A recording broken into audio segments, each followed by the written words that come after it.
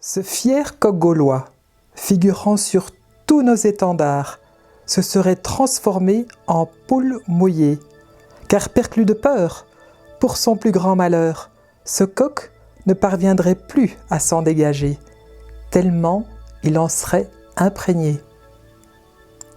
Nous ne protestons pas, nous nous tenons quoi? Poids.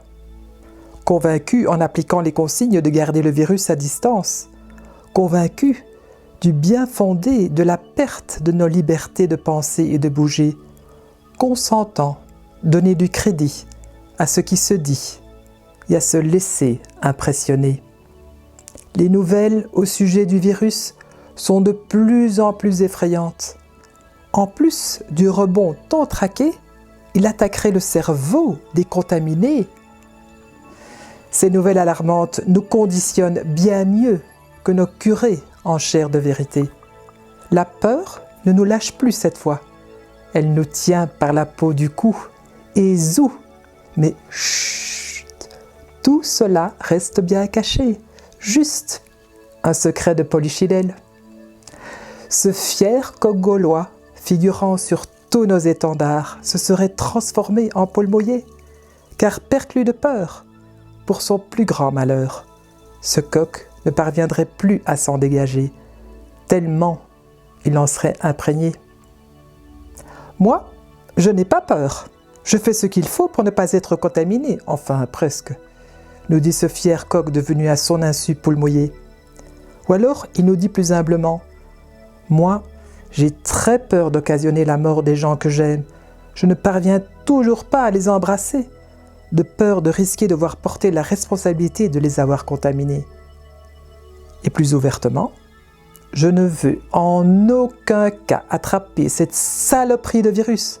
Je n'ai pas peur, mais je ne veux surtout pas tomber malade, encore moins être hospitalisé. » Ceux-là même qui se sont vus classés dans la catégorie des personnes dites à risque et à préserver en priorité, insistent afin que les règles soient respectées. À mes oreilles, une cacophonie d'attitudes plus contaminantes les unes que les autres.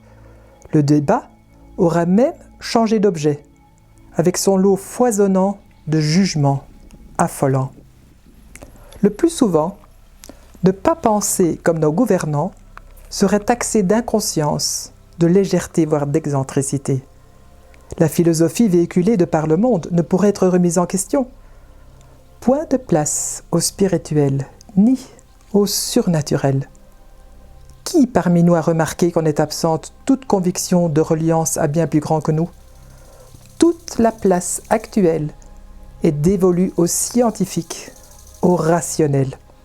Au tangible, plus intelligible, lui seul nous donnerait l'illusion de la maîtrise. Or, aujourd'hui, c'est justement la maîtrise qui nous échappe. Ce fier coq gaulois, figurant sur tous nos étendards, se serait transformé en poule mouillée, car perclus de peur pour son plus grand malheur, ce coq ne parviendrait plus à s'en dégager, tellement il en serait imprégné. Tellement convaincu depuis Darwin que notre survie sur Terre dépend de la lutte entre les espèces. Le bon sens nous aurait quittés depuis belle lurette. Il ne vaudrait plus tripette, et il aurait emporté avec lui la foi d'antan, réservée à nos seuls enfants. Cette foi, dans un monde fait de gnomes, d'elfes, de farfadets, nous voulant du bien.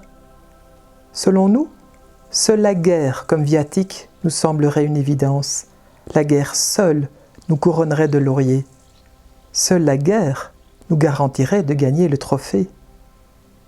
Aujourd'hui, que le bateau prend l'eau de toutes parts, que nous commençons à réaliser à quel point la maîtrise nous échappe, afin de ne point couler, nous nous fions à nos capitaines et nous nous raccrochons à nos points de vue pourtant obsolètes. Fermons les yeux sur tant d'injustices, d'inégalités, de dégâts irréversibles, persuadés d'être les plus élevés, les plus intelligents, les plus beaux, les meilleurs sur Terre.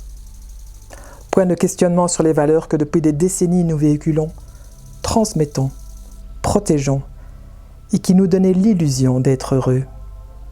Cette vie sur Terre, que plus personne ne souhaite voir se terminer. Cette vie que la plupart d'entre nous considèrent comme un absolu, et non plus comme un simple passage vers un au-delà inconnu, et cette fois-ci bien menacé. Maintenant que le climat a volé en éclats, que le corona s'est répandu comme une traînée de poudre, nous nous raccrochons à l'idée que nous parviendrons encore et toujours à vaincre, en poursuivant comme avant, ou presque.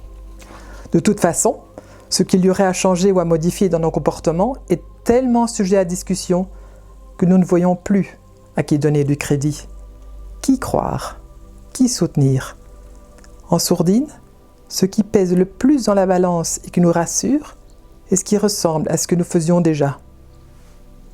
Réaliser un grand écart dans nos convictions nous semble tellement déraisonnable, invraisemblable, irréalisable.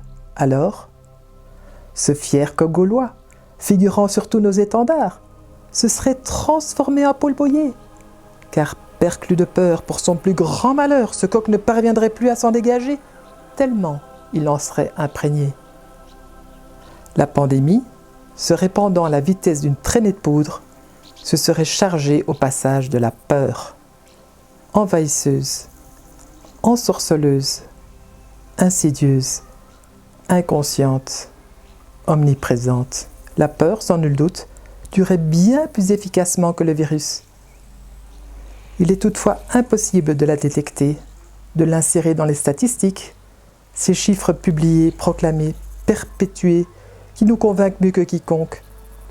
Comment différencier les réelles causes de mortalité dans les nombres qui nous sont présentés, alors que nous avons consenti et fourni de si nombreux efforts dans l'espoir de maîtriser la pandémie qui nous envahit de par le monde et nous inonde tel un tsunami? Ce fier coq gaulois figurant sur tous nos étendards se serait transformé en poule mouillée, car perclus de peur pour son plus grand malheur, ce coq ne parviendrait plus à s'en dégager, tellement il en serait imprégné. Ce jeu, si c'en est un, ne connaît point de fin. Et les joueurs, craignant que la partie se termine dans la douleur, n'ont de cesse d'avoir peur. Point de relâche pour eux, ni pour leurs proches.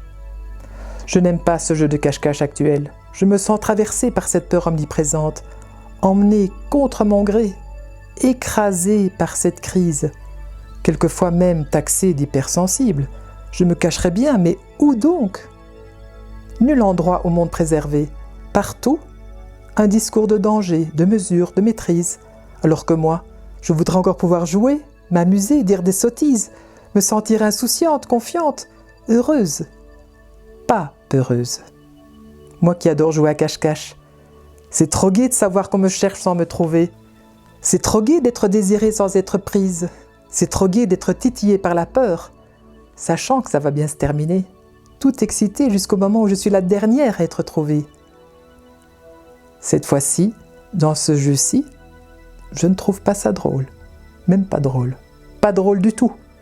Ce fier coq gaulois figurant sur tous nos étendards se serait transformé en poule mouillée, car perclus de peur, pour son plus grand malheur, ce coq ne parviendrait plus à s'en dégager, tellement il en serait imprégné. Entre-temps, point de limite imposée à la peur. Elle nous tombe dessus, elle nous imprègne, s'insinue en nous de 1000 façons et résiste au masque, au lavage des mains, des surfaces, des espaces, même aux bulles. Elle vient nous chercher dans nos inconscients, ceux qui se sont constitués de génération en génération, véhiculés par les récits, les religions, l'éducation, voire même l'instruction. Souviens-toi de ces « peut faire mieux » distribués en quantité et avec conviction par nos professeurs éducateurs, nous contraignant à l'adhésion de leurs actions. Pour parvenir à enrayer la peur, pas de dépistage, pas de test ni de vaccin de prévu, que du contraire, car pour ceux dont profite le crime, il est facile de se faire approuver par des gens que l'on maintient sous un régime de peur, voire de terreur. De nombreux humains risquent d'y passer encore et encore. La planète Terre risque de parvenir à nous survivre, une fois encore. Ce fier coq gaulois figurant sur tous nos étendards se serait transformé en poule mouillée, car perclus de peur pour son plus grand malheur, ce coq ne parviendrait plus à s'en dégager, tellement il en serait imprégné. Avec mes trucs et ficelles, à mes yeux point obsolètes, mes astuces et recettes qui semblent simplettes, à répéter toutefois et en toute bonne foi, sans modération. Je me trouve bonbon, ou casse-couille selon. J'aimerais tellement être magicienne, mais je ne détiens pas de baguette magique, ni ne chevauche de balai de sorcière. Je ne me fais pas d'illusions, car quoi que je propose, mes solutions ne sont pas la panacée.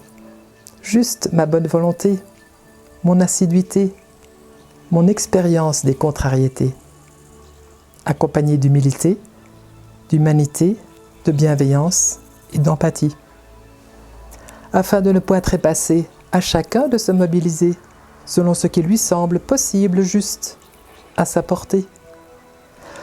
Ce fier coq gaulois figurant sur tous nos étendards se serait transformé en poule mouillée, car perclus de peur pour son plus grand malheur, ce coq ne parviendrait plus à s'en dégager tellement il en serait imprégné.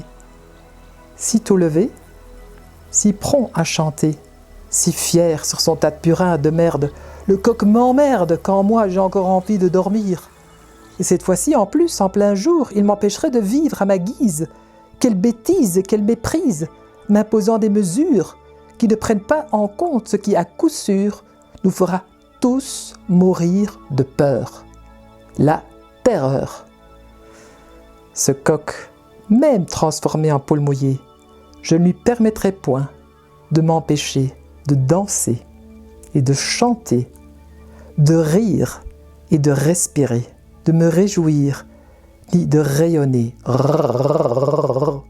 Et toi, partagerais-tu avec moi ces Viens, rejoins-moi, Ouah.